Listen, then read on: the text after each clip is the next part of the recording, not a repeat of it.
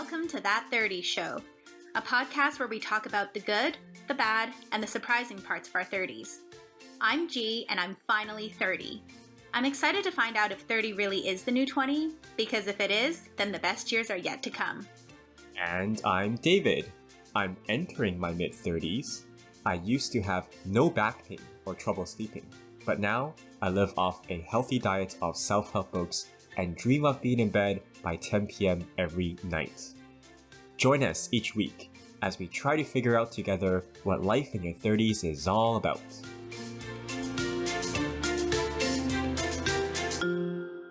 Welcome back to That 30 Show, everyone. Welcome back. Hey, G. Welcome back, David. Nice to have you back. Thanks so much for holding down the fort last week. I'm sorry for being away, but you were awesome. I've told you this, but I'm sure everyone listening will agree. It was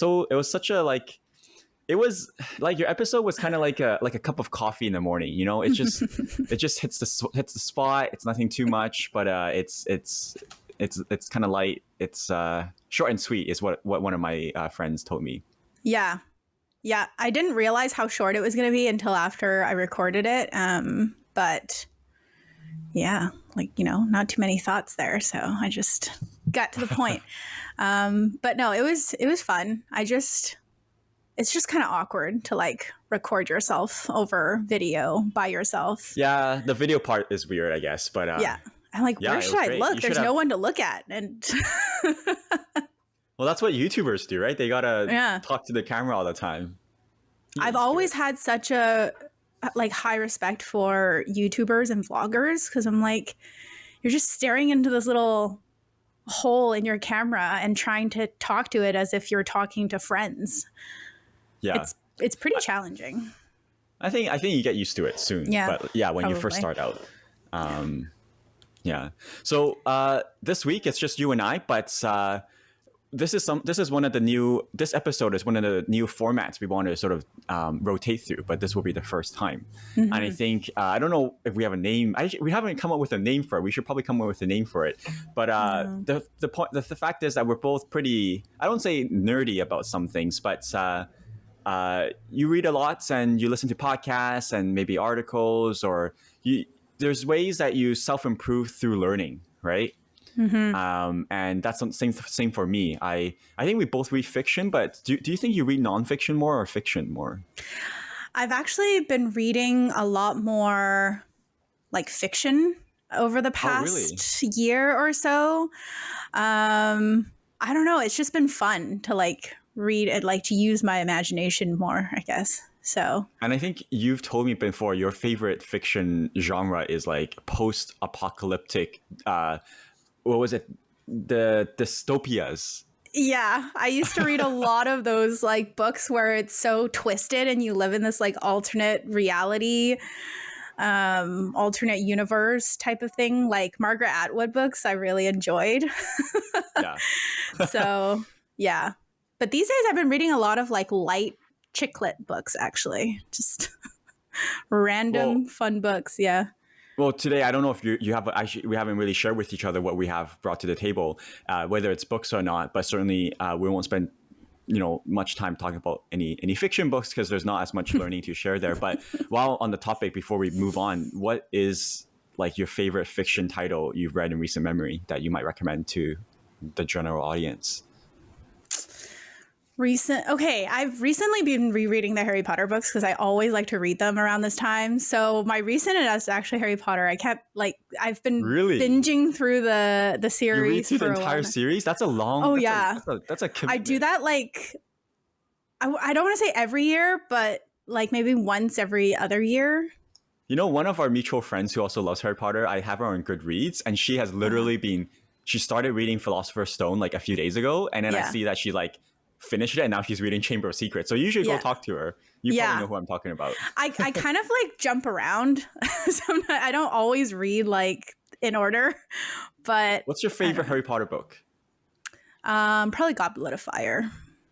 Really? I really like that one. That's not a common favorite, I think. Really? What's the common favorite? I think Prisoner of Azkaban. At least the movie. People like the movie for Prisoner of Azkaban.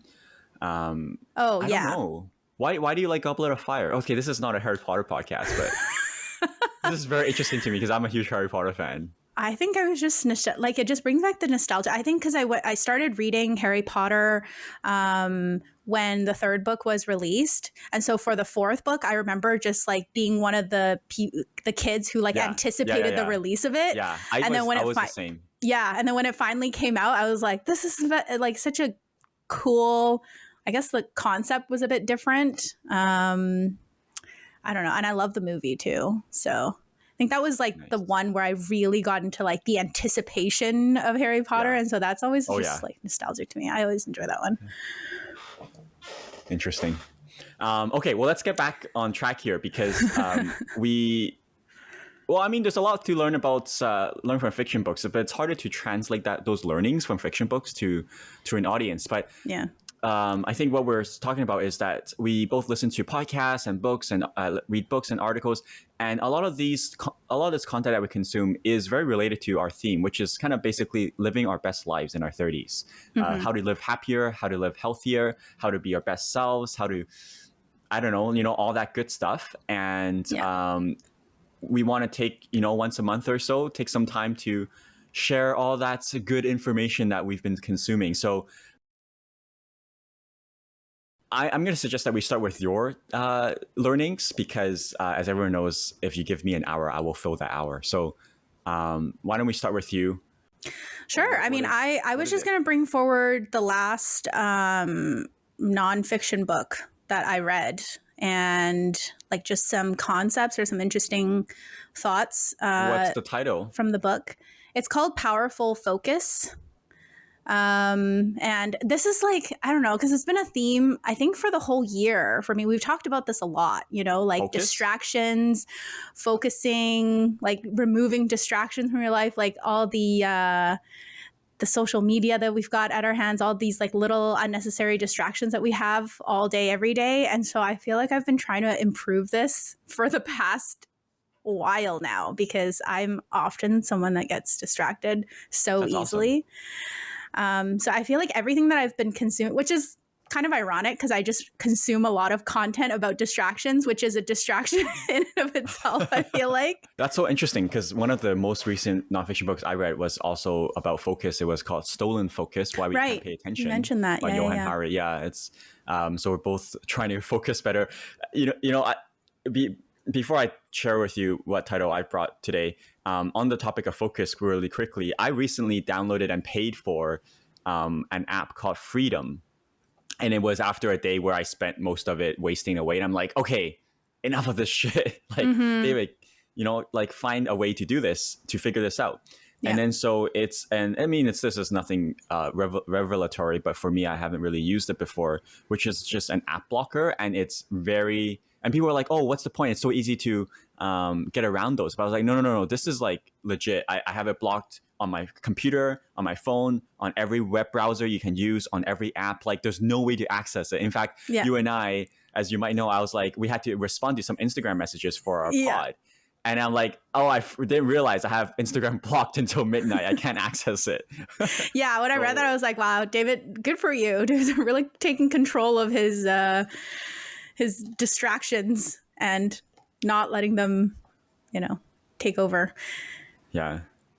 So the book talks about like it's basically 7 days of exercises that you're supposed to go through. And each day is like something different to try and bring like your focus back. I was going to talk about the first few days because those are kind of like trying to identify your life goals and like meaning, because the idea is that you can't focus on something if you don't actually know what it is that you want to achieve. Like you have to be able to identify what your goals in life are in order to like focus on achieving them.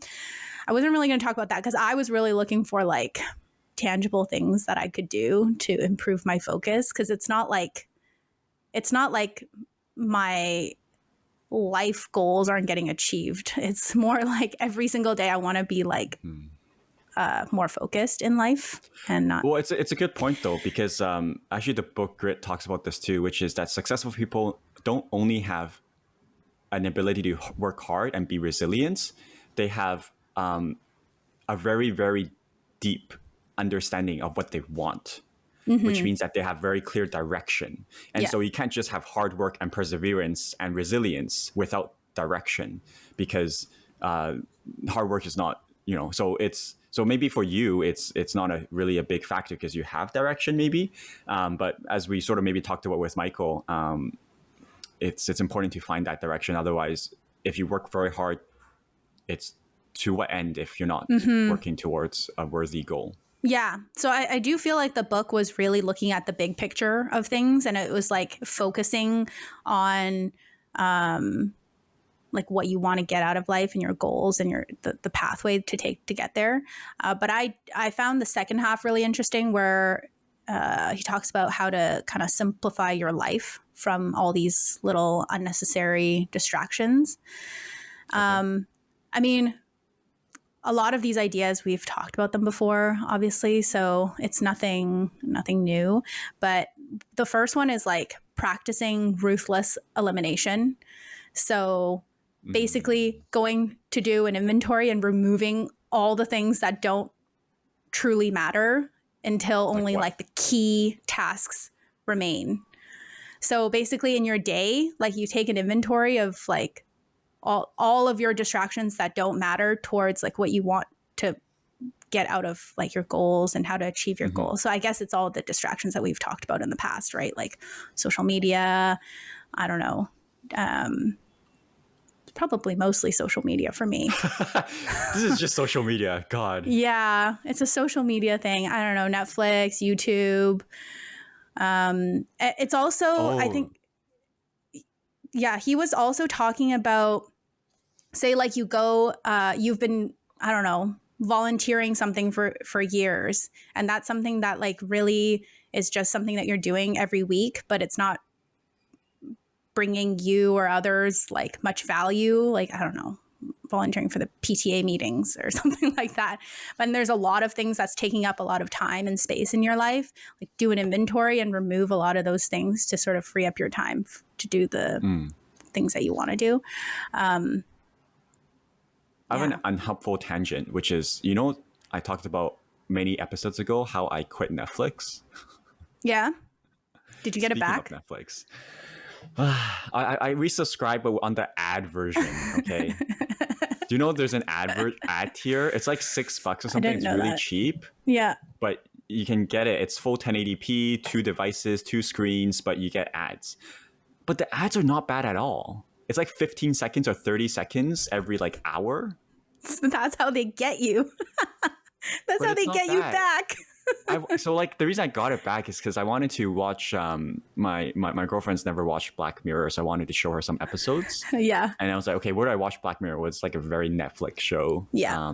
So I guess I'll just get Netflix back. And then I started watching a few episodes, the first episode of Love is Blind season 5, and it sucks. And oh my gosh! So now we can talk about trashy TV shows again because you're back on Netflix. On the next episode, G and David break down Love is Blind season 5. Honestly, I think that'd be a really popular. It could be a bonus episode for our Patreons, which we don't have because we don't have a Patreon. Okay. Anyway. Okay. I want to talk about. I want to talk about the next thing before I get your thoughts, because I feel like you might relate. But this. One of the techniques under that is the blank slate technique, which is rather than like, this is the opposite. So rather than eliminating activities, like clear your entire schedule and add back in only the vital activities in your day. And it's kind of like doing a spring cleaning. So you clean out everything from your apartment and bringing back only what you think is necessary. And you realize that there are so many things that you haven't used in years, or activities that you do in a day that aren't actually required. So this is like the opposite technique. That reminds me of Shopify, which is a company that did that with meetings. They went in and canceled everyone's meetings. And it's like, we're not letting you have meetings, but we want you to think intentionally about it. And so you can add back as many meetings as you want. But like, as a starting point, all meetings are canceled. We're kind of doing something like that at work too. It's like a bit of a restructure because we have new like leadership. The government of Canada is innovating?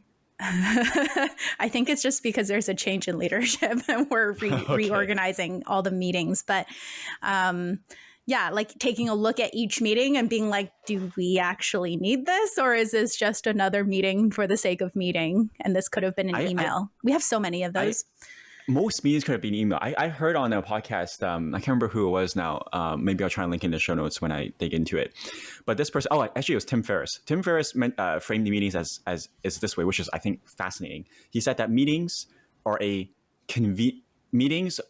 a tool for those in power to conveniently deliver information at their convenience. It's not. Meetings serve the host. It does not serve the attendees, because if it's like a one-way form of communication, then you can either send in an email, or actually this is what I did one time, which is you can just record yourself and then you send it to people, and then when you actually have a meeting, you can just have it solely for the Q&A, solely for the discussion. If there's something that doesn't require active discussion, it does not need to be a meeting. So, like information out. So I've been in workplaces where they have meetings where it's just people just go around and update each other. Yeah. Kill me now. But sometimes discussions are generated based on those updates. So yes. So my point is, let's share our updates through email, and then we meet for 10 minutes. Anyone have thoughts or questions about those? That's it. That's a great idea. Don't do any meetings unless it requires active discussion. Otherwise, record a video or send it as an email. That's how I would run my company if I owned a company. Yeah, honestly, I think that's a great idea. Sounds very productive to me. But I wanted to get your thoughts on these two, like practicing ruthless elimination and the blank slate technique, because I know that you have your schedule and like you just seem like such a busy person. Like it sounds like you have so many activities on your schedule and you try to adhere to those schedules very closely. And so like, do you find that you have things on your calendar or schedule that might not necessarily need to be there so that you can free up time to do things that you... Yeah, I did actually reorganize my system of how I go through my tasks and daily to-dos and stuff a few months ago. And in reorganizing that, I sort of did what you suggested, which is I went through every single item and asked myself, does this have to be here? Or like, at what time of day or what priority is this? And so I sort of did that, and I did eliminate some things. But no, I still keep a lot. Like, I mean, if I look at my morning routine, like there's a lot of little steps here, but but you know, the other thing that I recently reorganized my home and basically went through every single thing. And it just reminds me of how many things I own. And I'm already someone who doesn't own a lot because I've moved like over a dozen times in my life. Yeah. And so every time I move, I cull things. But like I have a few boxes of things where I just, because I didn't have enough time to organize properly, so I just threw it in those boxes. There's these two boxes, which is the category is, these are things that I just never really touch and I don't really need easy access to. So let me just put in these boxes and maybe I'll shove it on the balcony. And then so in a way, I'm just like asking myself, maybe I should just fucking throw these two boxes out. Because these are boxes of things that either I think they're based on things that I might need, so I don't want to throw it out, or things that I need once every 2 years, right? Like for example, I have this tool that my mom bought me. It basically is a hole punch for belts. So if you want to, add a hole to your belt to either increase or decrease the width, the circumference of the belt, this is like a heavy duty thing that allows you to punch a hole through your belt. You're like, what happens if one day I gain like 30 pounds and I need to... So I've had this thing for like 5, 6, 7 years, and I used it for the first time like 6 months ago. Yeah. So I used it, but then I might not use it again for another 7 years. So should I just throw it away? Or donate it, rather? I mean, yeah. There's so many little tools that you never use. So that's exactly the point. Have you heard of like minimalism? Oh, yeah. Yeah, that's the whole thing, right? Yeah. There's like Marie these people who Kondo, own you're, like 20 objects in their life. I know. Well, so that's the point of the whole blank slate technique is if you remove everything from your home, you add back in only what you think you need and actually use, you'll probably find that like you can be minimalistic because you're only using like a few things in your life and the rest are just there collecting dust. So rather than like removing all those things, you should blank slate it. I think that's a better technique. Maybe I'll try and implement it.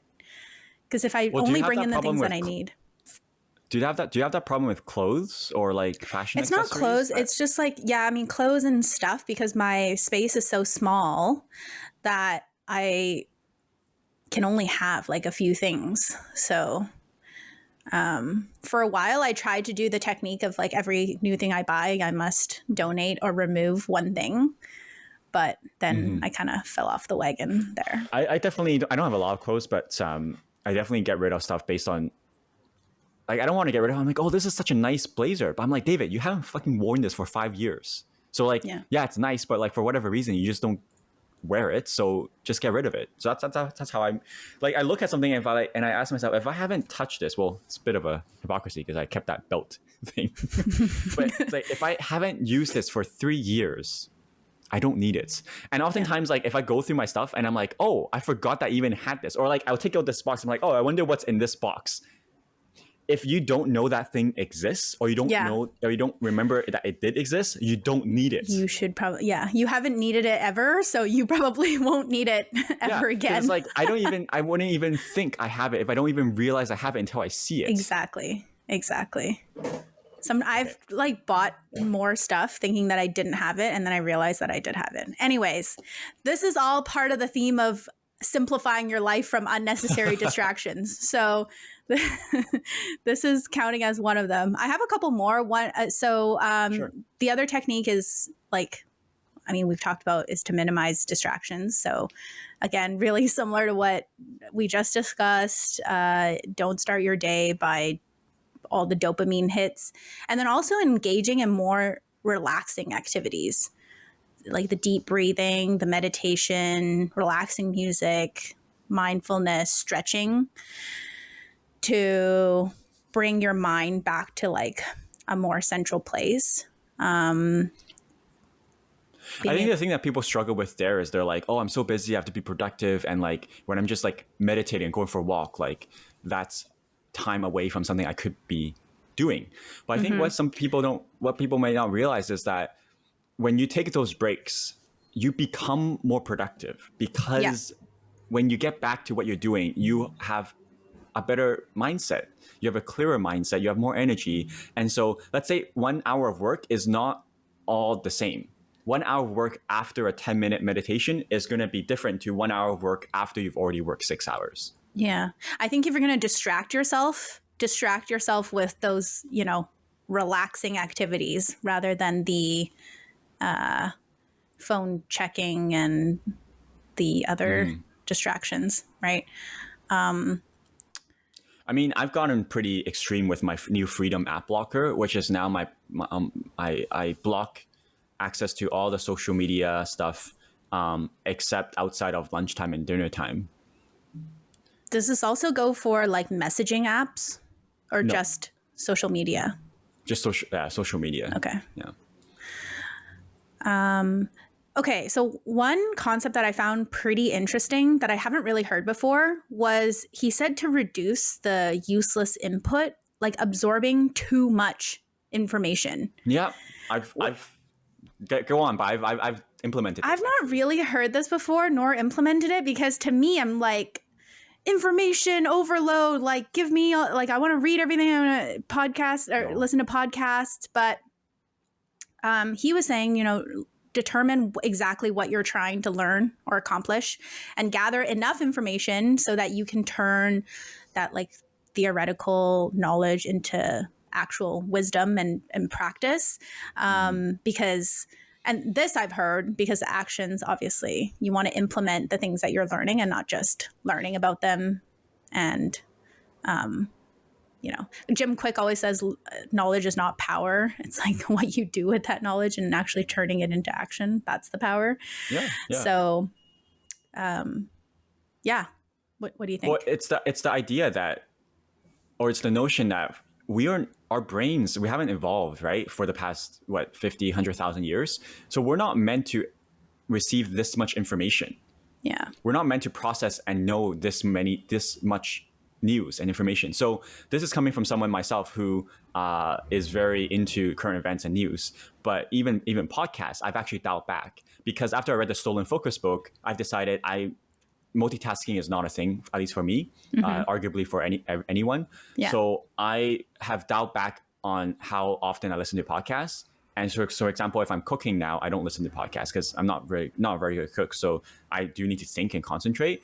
And so I'll only listen to podcasts when I'm washing dishes, something that's mindless and routine. I'll only listen to podcasts when I'm driving. Like for me, something mindless and routine. But in those little tasks here and there, I'm not going to listen to podcasts anymore. So I actually listen to a lot less podcasts now because I'm trying to focus better. And also, I've stopped watching the news. I've stopped following the news. I still get news through my Twitter, but again, I'm not on Twitter as much anymore. And it's just this reality that I don't do much with this information.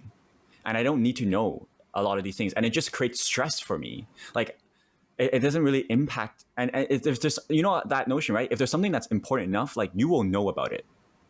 You will find out, and you don't need to go and seek that information. So I've really dialed back on my information consumption. Yeah. Well, have you found that in doing that, you're like reversing your learning to action ratio? Are you taking more action because you're not? For me, it's not. That's not my focus. It's not the taking the action thing. Maybe it should be, but it's based on your, your book. But for me, it's more about my mind and sort of my mental wellness and my ability to focus better. Yeah, it's decluttering my mind. I mean, Stolen Focus, I should probably just talk about that book instead of Outlive, but Stolen Focus talks a lot about this, which is just this idea that we don't realize how much our mind is stuffed with, like, it's cluttered, and it affects our ability to be creative. It affects our ability to be productive and focus. Yeah. And so it's less about action for me. It's just about a peace of mind and a clarity of mind. Yeah. Okay.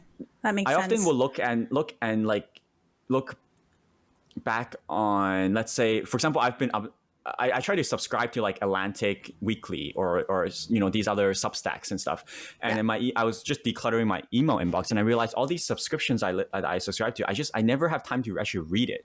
And then the other day I just clicked on one of the emails, and I really like Atlantic. Although I realized it's apparently like super left leaning, which is weird because I'm not super left leaning, but I really like Atlantic. And then I looked at it and I was like, oh my gosh, look at all these articles with super fascinating headlines. Oh my gosh, that happened. I didn't know that happened. Oh, this happened. Oh, I need to know. And I'm like, no, David, like, you've been fine these past few months without reading a single, or not even reading, without even knowing a single Atlantic article. So I don't need to. Yes, there are all these things in life that are interesting that you would like to know, but you can't possibly consume everything. And I don't think this is a thing for everyone, but I think it's for me, like, one of my top 5 in Strengths Finders, which is a personality test, is input. So I'm like uncommonly craving input. I like to collect information. So maybe other people don't have the same challenge. Yeah. I mean, whether it's for, to reduce the amount of information you're consuming and actually implementing and taking action on it, or whether it's just reducing for the sake of like having some more mental clarity and not having so many things in your brain all at once. I think it's a good concept. Like, you're spending way too much time consuming and not enough time implementing. I think in the book he was saying, like, just stop learning for 30 days. And actually go and implement some of the things that you're learning, and you'll find that is more life-changing than just reading. That's a really good point, right? Because the last episode that you did, like my friend said, it was a great reminder of all the things I know I should do to be happy. Well, the problem is that we know all these things, especially this book. You're like, oh, nothing's new. The problem is not that we don't know. that we should sleep earlier. We don't. It's not that we don't know that we should exercise more. It's we're not fucking doing it. Yeah. We So need if to we just spend the time to actually just implement it instead of just like reading just another book about, I mean, this is maybe just talking to myself because I should be doing this myself. But instead of just reading books, like a book after book about how to be more mindful, just like spend that time and actually practice meditation. Right? Yeah. The book should have just been like, stop reading this book. Go do like the first, there's only one line in there. Stop reading this book. Go out and do all the things that you already know. That you already know. Yeah. Maybe I'll like publish that book and like become really famous and rich. But like your last, honestly, and I'm not just like putting you, showering false praise on you, but your last episode, those 5 things that you said, everyone knows them, everyone has heard of them, but if you actually just implement and are able to execute on those 5 things that you talked about, you'll be in the top, Twitter loves to talk, you'll be in the top 1%, top 0.1%. Yeah. Like you actually will. How many people actually are able to consistently and regularly execute and implement those 5 things that you talked about?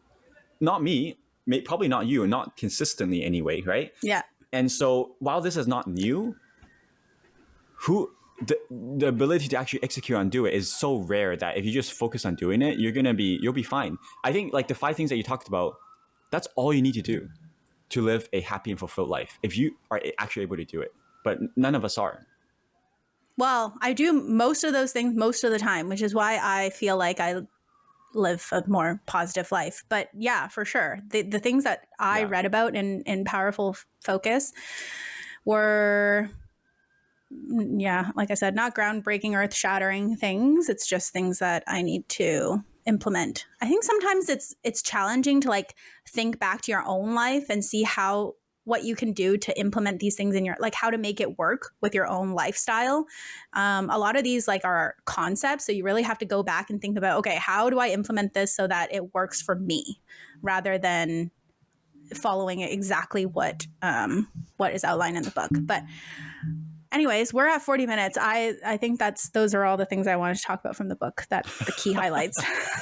It's ironic because we just went on and on about how like learn less, execute more. And this whole episode is about, this is all the things we've been learning. Sometimes I feel like reading these self-help books are my dopamine hits. Like I read them and I'm like, yes, I love it. This is a great book. I feel like on such a high. And then I just like sit there and not implement it. So. Okay. Well, I did spend a lot of time, more than usual, preparing for this episode. So I want to get to my preparation. I promise I'll try and make it brief. I promise. But it might not be, depending on how much you're interested in it. Okay. So I've brought some takeaways from a book. I really want to talk about Grit, the book called Grit by Angela Duckworth. But I realized I kind of talked about it more or less when we had that conversation with Michael about hard work. And so even though like that book changed my life, I'm like, okay, I kind of already talked about some of those themes there. So for what it's worth, definitely recommend everyone to read the book Grit.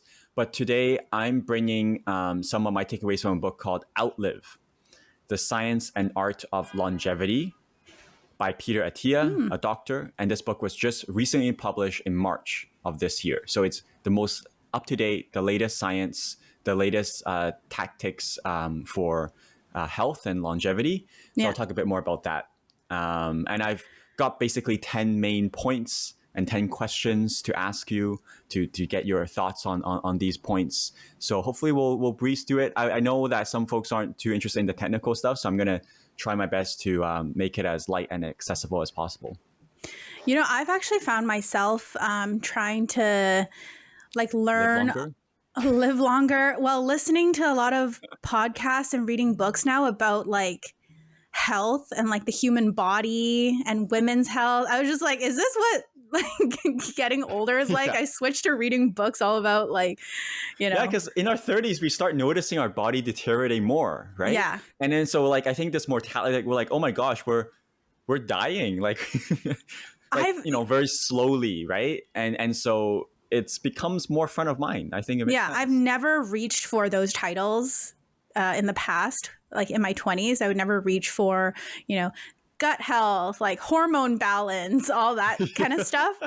But now if there's a book like that, I'm like, ooh, I want to learn more about that. Like, that's so interesting. So I have 10 key points with 10 questions to start, 10 questions to prompt each of these points. So the book that I want to share my key takeaways. There's a lot that the book talks about that I'm not even going to mention in these 10 points. But these are some of the key things that I thought would be interesting to share in a podcast, but also are my takeaways. Mm-hmm.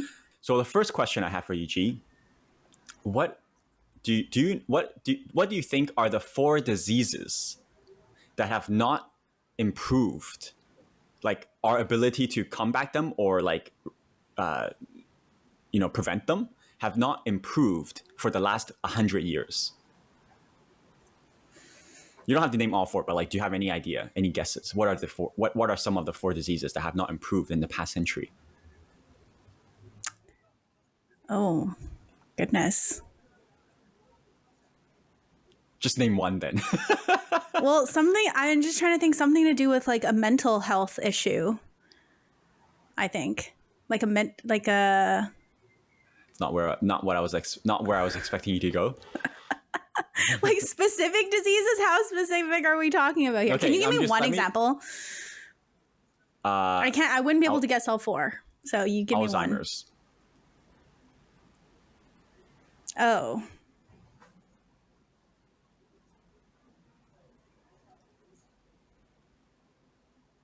What is the leading cause of death? G. You don't know this Cancer? Stuff? No, but yes, that's one of the 4. Okay, so to cut the suspense, the 4 diseases that have not improved in the past century is heart disease, cancer, neurodegenerative disease, basically Alzheimer's, and type 2 diabetes.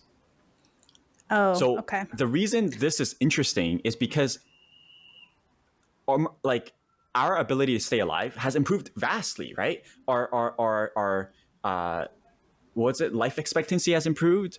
Our ability to treat diseases and our medicines and our hospitals. So much, our ability to stay alive has been so much better. You can't deny that, right? Mm-hmm. But what's so interesting is these 4 diseases have not improved in any significant way for the past 100 years. People are still dying at a similar rate from heart disease, from cancer, from Alzheimer's, from diabetes, as they did 100 years ago. And so this book is all about lifespan versus health span. While our lifespan has improved, the amount of time we're alive, the amount of time we are alive and healthy, which means how much time do we spend free of disease, has not improved. And so medicine, the book talks about medicine 2.0, which is the old medicine, the medicine that allows us to keep us alive. Let's say like we had a stroke or we whatever, or like we're on palliative care, right? Like that's another sort of follow-up question for you, G. Is like, have you ever thought about, so it's maybe a bit grim or more or whatever, but have you thought about whether you want to be kept alive if you're like stapled to the hospital bed for whatever reason? Yeah, actually, my friends and I are talking about this the other day, like a would you rather question. Yeah. Like, is that a life that you want to live? Is worth living? No. Because I'm not living. Moving on.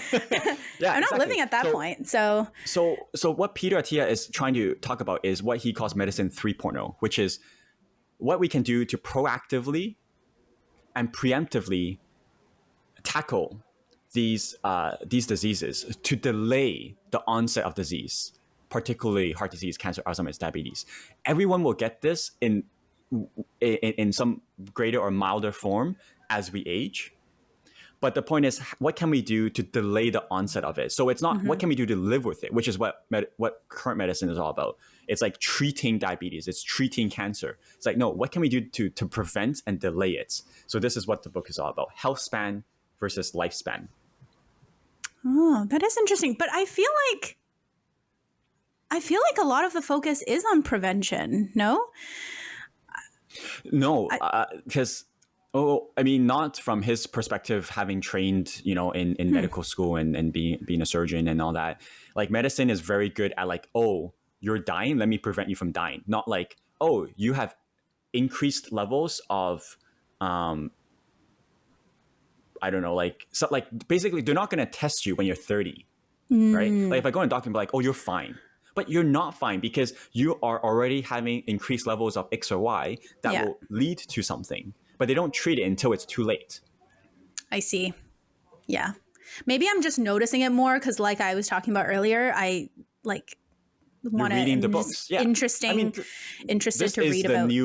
this is the bigger, like, I mean, this is essentially, honestly, Western medicine versus Eastern medicine. Western medicine is really good at diagnosing the problem and trying to treat the symptom.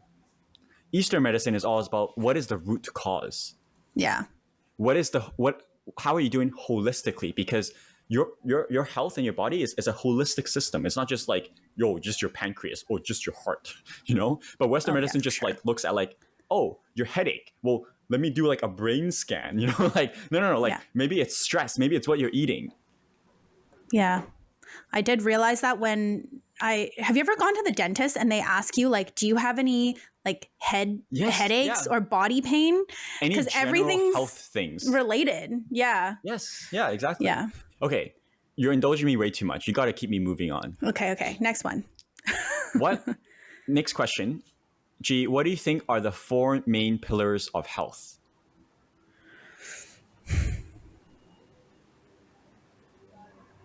Four main. These are really hard questions. Not. Four main pillars of health: exercise, Correct. diet. Correct. Um, Wow, if you get these four, because it's a very vague question, I don't actually expect you to get it. yeah, I was thinking, I was like, where do I go with this? The four No, but you're pillars on of the right health: track. These are two of the four. exercise, diet. Um, Just give me one more guess, because I don't think you'll get all four. See, I want to say something mental again. Mental health. Yes, I would say, that's true.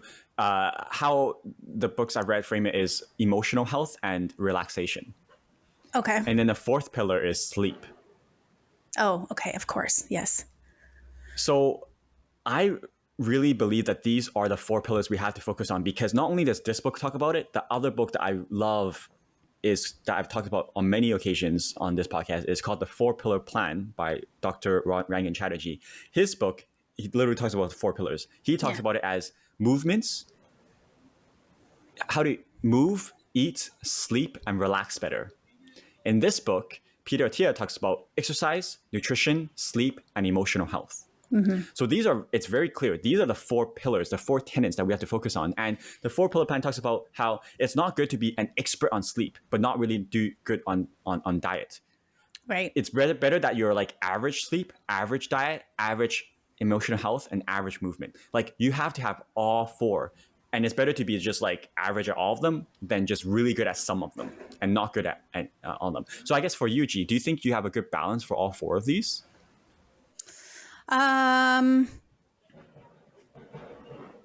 don't think I have a good balance on diet, but maybe everything else. And I Well, think something actually, that's really important to know is that diet is not, we don't mean diet as in like how much do you like go on a diet. yeah, Diet yeah, is yeah, yeah, just yeah, yeah. what constitutes your diet. Like what do you consume into Yeah. your body? What Yeah. do I consume? Yeah. What Because do you think you're best at between these four? ooh, I'm really good at the other three. So All the other three. all the other three. You're still in that Uber Eats dot passe. Like you're still ordering takeout. I'm guessing. I'm very much on a roller coaster with my Uber Eats. But yeah, it's just like eating like not enough home cooked meals and just eating too Yeah. much outside, I would say is my biggest weakness. And obviously alcohol Well, consumption. So that's my vice. alcohol is But very bad, G. I know. anyways, that's part of my diet, right? So you'll be happy to know, and segue to the third question, what pillar is the most important according to Peter Attia? The most important. They're all important. What do you think if you had to choose one? sleep. I mean, this is obviously up for debate. Peter said that he used to think nutrition is the most important. Now he thinks exercise is the most important. Really? It's not sleep. Maybe it's because there's so many books and studies out there about sleep right now that I thought it might have been sleep. But okay, exercise. Like exercise is the most potent factor for your longevity. Any type of exercise, or does he talk about specifically cardiovascular or strength training? They're all important. So that's a great segue. So exercise is he breaks down exercise into 4 main categories, and I'll be curious if you do all 4: strength, stability, aerobic efficiency, which is zone 2 cardio, and peak aerobic capacity, which is VO2 max. Are you aware of all 4 of these things?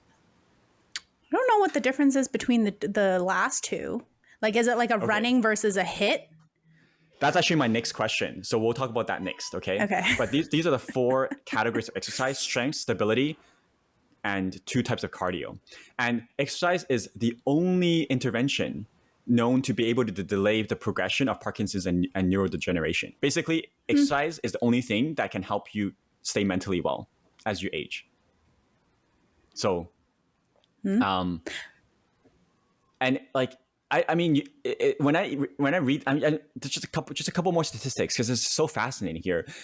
Even if you just go from 0 minutes to 90 minutes a week, you can reduce your risk of dying from any cause and all causes by 14%, which is, there's no drug out there that can do this for you. And if there is, it's it'll cost like thousands of dollars. Yeah. And people who regularly exercise like you, G, you will live a decade longer than a sedentary person. Is this going to offset my alcohol consumption? Probably. But keep drinking. I mean, the people commonly say exercise is the best medicine, right? I do believe, yeah. Have you heard? And I also believe the fact that when you said exercise can sort of combat some of those Alzheimer's or dementia, like those types of diseases. I do believe that because I notice, especially if you're someone who takes group class or like a dance, that I realize, because you have to have so much, like you're always thinking, it's like doing a crossword puzzle in your head all the time. You have to constantly remember things. You have to constantly like match the beat of your music to the beat of your dancing, and like trying to put that all together in your brain. It's actually a lot of brain work too, in addition to your body moving. I've heard that table tennis is one of the best sports for elderly people because it involves hand-eye coordination and response and fast response time. Yep. And cardio and full body, right? The last thing about exercise before I move to cardio is it's just a very interesting thing about, like, have you heard about grip strength being a thing? Yes. Oh, you have? Yes. I've been trying to train my grip strength because I realized that when I go and do strength training, I could lift more if it weren't that I can't grip the weights. Because I guess my grip strength isn't. So I have one of those grip strength trainers where you just like grasp onto this thing, and then you can change the levels, the strength at which you're you have the settings at, and then you can increase your strength. Apparently, grip strength is like the single best way to lower your risk of dementia. Whoa. That's and it's one of the key indicators of your longevity and health span is your grip strength. Okay, number 4 question. What kind of cardio do you do? I used to do a lot more HIIT, but now I would say just dancing, right? Dancing, yeah. Or, so when you do biking, your dancing stuff, spin, yeah. When you do your dancing and spin, perhaps, can you imagine, like, if I had to ask you to have a conversation with me while you're doing that, would you be able to? Dancing, maybe. Spin, no. Boxing, no. Like you can't talk to me at all. No. So the reason I asked you this is because there's a specific type of cardio called zone 2 cardio, like based on your heart rate, that is really important. So he talks about zone 2 cardio, and zone 2 cardio is basically when you can have a conversation, but it's very hard and you can barely have it, and you're like huffing and puffing. And it's like you're straining to have it, but you can still have it. That's zone 2 cardio. It's about 70 to 85% of your maximum heart rate. Yeah. And apparently it's really, really important to train this zone. So if you can do that while you're dancing, then dancing is a really good form of it. And he recommends you do at least 3 hours a week of zone 2 cardio, which is a lot. Who gets 3 hours of zone 2 cardio a week? Oh my gosh. I've heard this in the past. I've had, like, when I used to go to these HIIT classes, the instructors would have these metrics of where you should be at in terms of like how your heart rate. Yeah, how hard you're supposed to go. So they would be like, okay, now go as if, and then go to a point where you cannot hold a conversation anymore. Like get to that point, and then they'll be like, okay, dial it back to where you can have a casual conversation now, because it's like the HIIT training, right? Yeah. Even in spin, they'll be like, go as if like where you should be at now. It's like you're in deep mud and you like cannot you cannot ride through this because you're just stuck in this like honey. So yeah, they'll put you at different levels. But so okay, on the other end of the spectrum is your VO2 max. And this is really, really interesting because I don't think many of us train this. Professional athletes do this. Have you seen those athletes on the bike with the oxygen mask? Yeah. Oh, yeah. That's when they're testing their VO2 max. I think our friend, marathon runner friend, has tested their VO2 max before. And the reason why this is so fascinating, because if you just take away one thing from all this random boring facts that David's going on about, it's that your VO2 max is the single most powerful indicator for your longevity. Like if you have a high VO2 max, that's the best indicator that you will have, that you will live longer. So what is VO2 max? VO2 max is the maximum rate at which a person can utilize oxygen. Basically, it's measured by you exercising at your maximum upper limit of effort. And I think this is very rare because how often do we do that amount of effort? We don't. And actually when you do VO2 max testing, no one likes it apparently because it's just miserable. You have to basically push yourself to the very maximum. And this is actually how you train. You want to learn about how you train? It's actually very, very simple. He says you only have to do this once a week, which makes it a lot more, I think, sustainable. So what you do is you go all out on some sort of cardio, whether it's running or biking or the rowing machine, something like that. You go all out, basically like to the point where you think you're going to pass out, but you're not. You do it as much as possible for 4 minutes. And then you do it lightly for 4 minutes until you get your heart rate under 100, ideally for 4 minutes. And then you go back and you repeat that cycle 4 to 6 times. And you just do that for once a week. And that's how you train your VO2 max. But you have to have that cycle. It's kind of like HIIT, 4 minutes at maximum, 4 minutes lightly to try and get your heart rate back to under 100. Yeah. And then 4 minutes maximum. So I haven't done this yet, but I want to try this on the running track where I'm going to like freaking like all out sprint for 4 minutes and then like walk fast for 4 minutes. Does he give like a BPM threshold that you should be at? Because I often find that when they say, okay, go to your very max, I'm like, okay, I'm at my max. And they're like, okay, increase it by another level. And then you realize that your max was actually not your max and that you could have gone to more of your max. So no, he doesn't say, because everyone changes. Everyone's different, right? Your maximum heart rate. Yeah. So, anyway, you should go try it and report back. Okay. Number 5 question. What is the leading cause of accidental deaths in those 65 years and older? Like what accident? Falling. Yes. How do you know this? It just made sense to me. Okay, old people fall. Yeah. So these are not meant to be hard questions, but you said you found the early ones harder. Yeah, falling. Because I didn't know how to answer it. Apparently, up to 1/3 of seniors who fractured their hip from falling So this is morbid, but will die within 1 year. Oh, because of a fracture.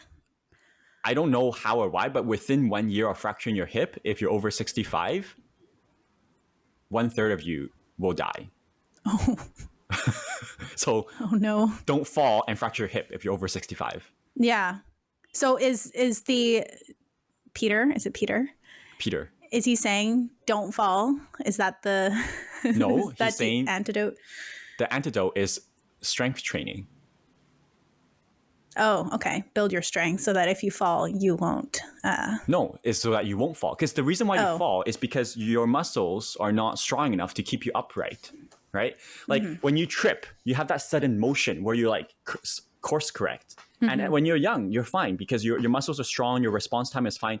But when you're older, your muscles are just not strong enough to like hold yourself upright when you're off balance. So actually one of the things that is really a really good indicator is to see whether you can stand on one leg for 30 seconds. If you can do that as you age, you're probably fine. But if you can't, then you need to train because you're gonna fall if you can't. Like you're gonna fall more if you can't like balance on one leg for 30 seconds. Okay, I'm gonna go tell my mom to do that. See if she can do it. Yeah, I asked my dad to do that when he was visiting me this summer. He's like, that's easy. Yeah. And then like he couldn't. He struggled to do it. Oh, really? Yeah. So strength training is really important. And it's really important, particularly because it's hard to put on muscle mass when you get older. So it's like, I think it's why like, and it's actively deteriorating too. Well, that's it's actually like the you thing. have I didn't get time to talk. Yeah, sorry. I was gonna say I think you have that working against, like it's deteriorating also, and also it's harder to build up. So you have like two factors working against you, isn't there? Yes, I didn't mention that earlier, but I was gonna say that, which is that you have to you have to be elite now in your 20s, 30s, and 40s because you are actively you have to armor yourself against the precipitous drop in your body with every decade. So if your average health now, that's not good enough to be healthy in your later life. If you want to be healthy later, you have to not only be above average, you have to be in the top 5 or top 5%, which is crazy. But yeah, you gotta, while you're still young, which is probably like 40 and under, you've got to make sure you're in the upper echelon. Because you will deteriorate as you age. And I think that's why you got to be like Schwarzenegger or like The Rock. Like you have a really strong baseline so that you can combat the effects of aging. I mean, that's a very strong baseline. I don't know if the average person can have that as a baseline, but yeah, I mean, regular exercise is definitely super important. Especially when and also it just gets you into that habit for later in life too. Like if you start now, later in life, you'll keep going. Number 6, do you monitor your egg consumption? Do you eat eggs? My egg consumption? I don't eat a lot of eggs. You don't eat eggs, really. But have you heard of the thing like, oh, don't eat too many eggs in one day? I've heard, like don't eat too many egg yolks in one day. Because of the high, is it cholesterol levels? Yeah. Okay. So with this and all other tips, don't take my word for it. Go do your own research or read this book. I'm just telling you what the book says, okay? I obviously don't know anything. But dietary cholesterol that we take in from food that we eat, like eggs, doesn't have anything to do with heart disease. What causes problems is not cholesterol, actually. It's the particle in your body. It's the protein that carries the cholesterol. And there's a good version of that and a bad version of that. And that's why people talk about good and bad cholesterol. There's no good and bad cholesterol. It's HDL and LDL. Yes. Wow. Look at you. Yeah. What do you've heard of this? Yeah, and I always get the two mixed up because I remember like the one that I think is good is not the good one, and the one that I think is the bad. I always LDL get the two is not good. Yeah. low The density lower, yeah. low density lipoprotein. And anyway, now so we're- there's a whole thing about that. I'm not even going to try and explain because I don't have the training Now or the it's the knowledge. technical stuff. Yeah. Yeah, but if you're like, oh, curious, oh, I don't believe him, just go research it about cholesterol. And you know what? Case in point, my dad was like danger levels of cholesterol. His doctor, he was diagnosed, and he like severely restricted his diets, and because he was having health problems and stuff. But like this time he visited me, he's like, hey, did you know, son, that cholesterol thing is BS. I eat anything and everything now, and like I'm fine. And I'm like, I just read about this in this book 2 weeks ago, but my dad's like on top of it. He's like, yeah, Yeah. like that dietary cholesterol thing is BS. Like it's not all about that anyway. Huh. I thought you were going to say something like eggs are actually super bad for you. And I'm like, oh man, but all the brain health people say that No, the eggs are like so the good for best you. thing for your brain. Yeah, So- I eat 2 eggs every morning. Yeah, I should eat more eggs. Can I keep going? Yep. Number 7. Yep. Do you you look at someone thin or slim and you think like, oh, they're pretty fit, they're pretty healthy, right? Wrong. I just think they have a high metabolism. So here you go. 20 to 40% of people who are not obese are how do you say this word? Metabolically. There we go. 20 to 40% of non-obese people are metabolically unhealthy. On the other side, 1/3 of people who are considered obese by their BMI index are fuck me. Metabolically. 1/3 of obese people, according to their BMI, are metabolically healthy. I think we should cut this clip and put it on social media. This is the clip that's going to get us viral. Okay. Have you heard of this idea that like just Metabolically because you're healthy. thin doesn't mean you're healthy? You could be Yeah. unhealthy thin. Unhealthy fit. Then yeah, I've heard that. But then then I also hear then the opposite is not true. Like if you are actually classified as like obese according to BMI, that doesn't mean you can be healthy, right? Well, there's different types of health. We're talking about metabolic health, which is anyway, technical. You can Google that if you want. I didn't want to get into it. But 1/3 of people who are obese, according to BMI, are metabolically healthy. That's the point. I think there's another obese is like there's different grades, right? Obese might be by BMI might be like one step further, but there's like many steps worse than obese. And so the takeaway here is, I mean, I have many thoughts about the body positivity movement. I don't think that we should glamorize people who are super overweight, obviously. Like, but you look at them and it's like, no, this is not It's not healthy. But the point is that just if you're like a little chubby or like whatever, it doesn't necessarily mean that you're unhealthy. You can be healthy if you're, and at the same time, if you're very thin and slim, it doesn't mean you're healthy. I think that's the thing that I really stand behind or that I believe in. And so we shouldn't look at like, oh, just because you don't have 6-pack, it doesn't mean that you're like not fit. I mean, remember Physical 100? Did you watch Physical 100? Yeah, I watched a few episodes. Anyway, there are people there that are like a little chubby but like super strong, and like they're like athletes, so they're like obviously healthy in terms of their exercise degrees.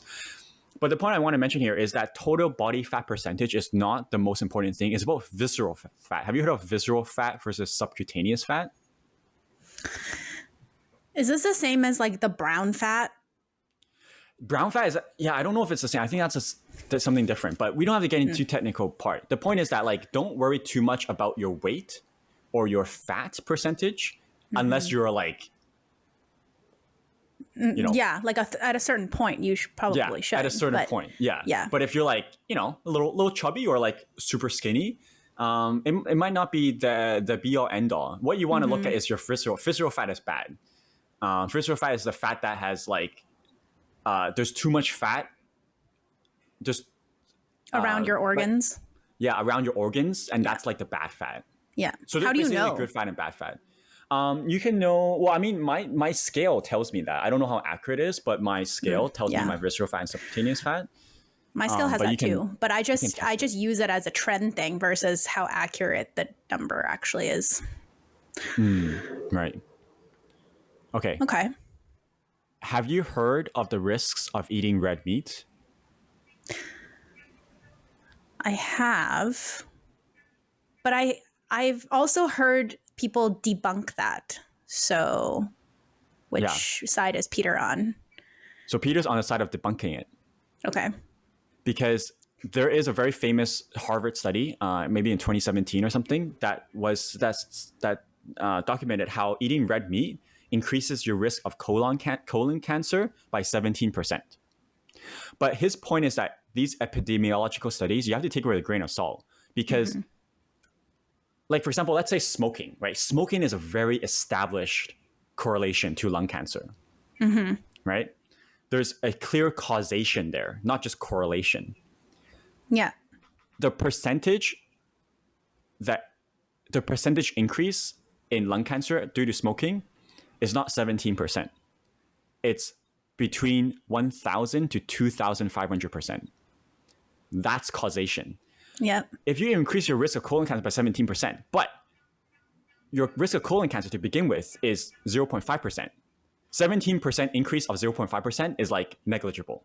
So this is the risk, right, of these studies. But like news, they like to look grab onto this and be like, oh my god, you're gonna increase your cancer risk by 17%. Okay, but it's well, what's your baseline? What are you starting? And also, is this correlation or is it causation? Yeah. So he's not saying disregard all of this. It's just saying that you always have to take these studies with a grain of salt because we never really know if it's causation or correlation until it becomes overwhelming, like smoking, to like 2,500%.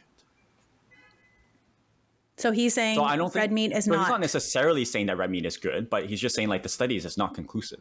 Oh, okay. So this was a lesson on scientific on how to research. a lesson on how to read the news. Yeah.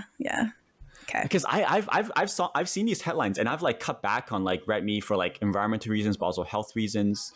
I was going to say the environmental reason is another one, but yeah. Health wise, I think maybe we don't need to be as picky. Yeah. Nice. You can still have that steak. Two more questions for you. G, are you conscious of your protein intake in general? Well, you say you're bad at diet. You're a diet, so I'm guessing no. No, I should be. I used to be, and then not anymore. But I don't think I get enough protein for. So, according to Peter, he says that we need way more protein than the general daily recommended minimum. He recommends 1 gram per pound of body weight per day. So, like, if I am, let's say, 150 pounds, I should have 150 grams. And that's even less than what I've heard. And this equation is apparently triple the minimum recommendation. Yeah. So the recommendation is very, very low. But what, like, I think experts have recommended was 1 gram or even 1.5 grams to every pound of body weight. So I try to eat a lot more protein now. And, you know, my cousin that visited recently from Hong Kong, she's really health conscious. And she talked about this a little bit about like, oh, how much protein am I taking in? How much carbs and stuff? And she's like, David, guess what I eat for breakfast every day? I'm like, what? She's like, 1 whole chicken breast. I was like, wow. That is intense. How do you digest that? I feel like that must be... 1 chicken breast, that's pretty big. Yeah. And freaking expensive. Yep. Well, that's why so many people supplement with powders, right? Is because like it's so hard to eat that much protein a day. Yeah. So like I used to eat 1 egg every morning, and then now I was like, okay, so how much protein? She's like, I think she said that a chicken breast has around 20 grams of protein, and I was like, okay, what about eggs? Because I don't count this stuff, I don't know. And she's like, oh, an egg is around 5 grams. I'm like, oh. Yeah. Okay, yeah, I'm gonna. An egg is more fat, I think, than it is protein. Aren't eggs a good source of protein? They are, but I think like people eat eggs. I mean, unless you're just eating egg whites because that's where all the protein is. But if you're just eating a bunch of eggs, I think there's a high fat content within eggs. Oh, So you okay. got to watch like your fat versus your protein balance. Maybe you should just start drinking egg whites and then you'll get a lot of protein in. I have one final question, and this one is more for you, G, specifically, because Okay. you've been doing the sauna stuff, right? Yep. Or the cold, hot, rotating Yeah. therapy thing. So Yeah. saunas are actually really like deliberate heat exposure is super healthy, which we've alluded to it. But I want to see if you know just how healthy it is. Which is, so the question is, how much does dry sauna use? What percentage? How much percentage does dry saunas use prevents Alzheimer's, heart disease, and stroke? Your I risk. wouldn't have thought very high. Like it just intuitively, I'm like, that probably is not very high to prevent Or those do you three. want to give a number? Like Decreases your risk by how much 15? percent? So Less than that, I would think. dry sauna use lowers your risk of Alzheimer's by 65%, No way. and it Really? lowers your risk of heart disease and stroke by 50%. So All right. get back in the Where sauna. I'm going after this. But how much sauna use do you do though? Not a lot. I have a sauna in my apartment and I haven't really used it. So Because apparently to get these benefits, they recommend 4 times a week. yeah, I was gonna say how much sauna use do you have to do? 4 times a week, 20 minutes per session. So that's 80 minutes a week of sauna use. Yeah. I know there's some people in my building that go in every single morning because I swim when I went Do you know swimming how there. hot it is in your sauna?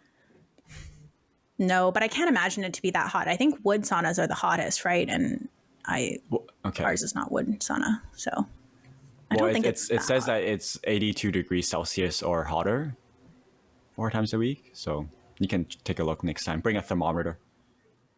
Well, the one at the sauna place that we went to, it was like 121 degrees Celsius or something like that. But I was like, it can't. That must be just in like it's the sauna. It's That's the not wood. possible. It is not the actual sauna. So I don't know. They don't have a really. Maybe yeah. I'll bring a thermometer next time.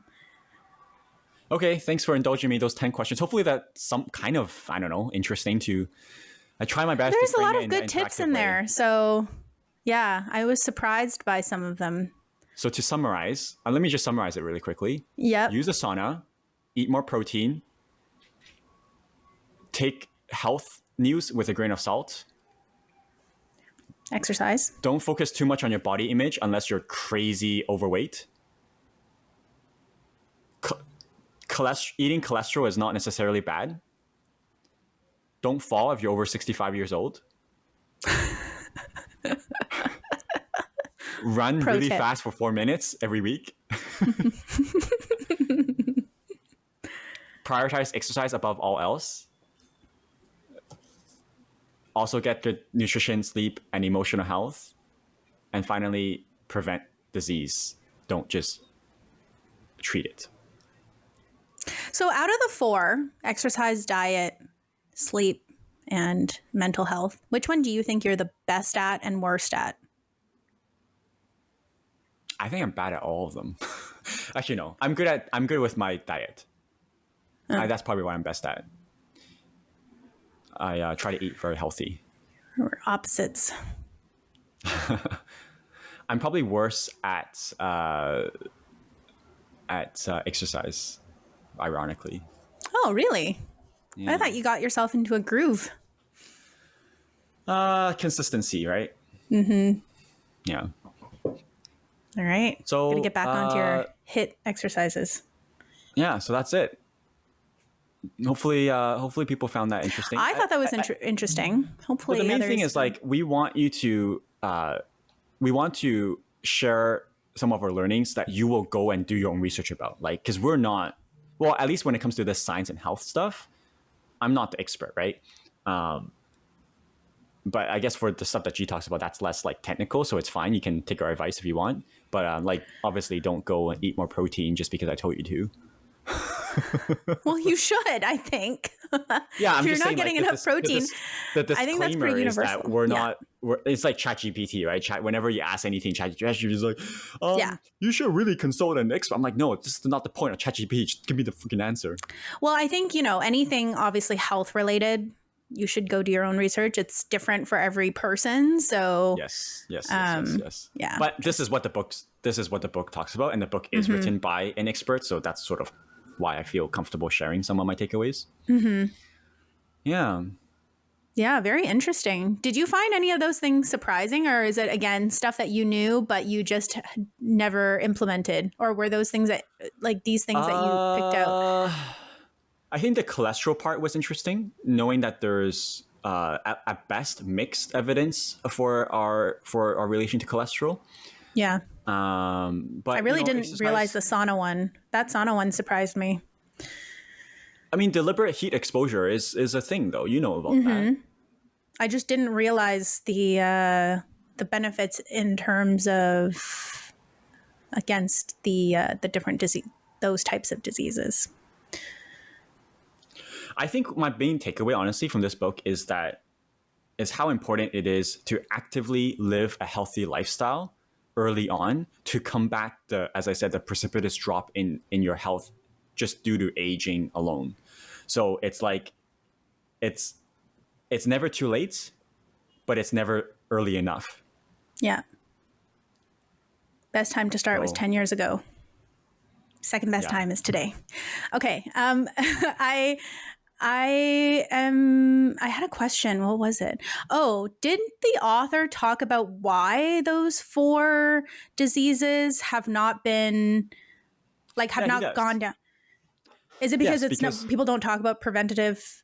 Because it's not sexy. It doesn't make money. You can't sell drugs on it. Yeah, because it's all stuff that you're doing yourself, like exercise. It's all for free. Sleep. Yeah. Sleep better. Go to the gym. I mean, the gym is not necessarily free, but exercise is free. Yeah. Relax more, and eat better. Like, you don't need the hospital for any of these things. So, got to go out there and learn for yourself. Okay, cool. Okay, so next week, what we want to do is we have a guest episode coming up, but not next week. Next week, we're going to do a catch up on life and stuff. But part of that is we want to actually talk about some of the listener feedback we've been getting. So if you have any thoughts or opinions, or like, damn it, David, stop like spewing disinformation, like, let us know. DM our Instagram, that 30 show pod. Let us know your thoughts. We're going to aggregate and collate all of the listener feedback we've gotten from the season so far and share with you all, because you all have some really interesting thoughts on climate change, on what else, on passion and hard work and purpose in life. And so, like, if you have any feedback on thoughts on this episode, any previous episode, let us know. We're going to talk about it next week, as well as how life has been, maybe why I was away last week, and stuff like that. Cool. I didn't even know, so that'll be interesting. Yeah. That's okay. it, right? That's it. So next week is an uncut, and then the following week we're going to have a guest on. So stay tuned. It's going to be fun. It's going to be fun. It's a long episode this week, so I'm not going to do the full spiel, but just if you enjoy this content, help us out by sharing with a friend. That would be great. Please and thank you. Oh, happy Thanksgiving. Right. Yes, happy Thanksgiving. We will talk about that next week, because I haven't talked about Thanksgiving yet, and it's my favorite holiday. Okay. All right. All right. Okay. Bye. Bye.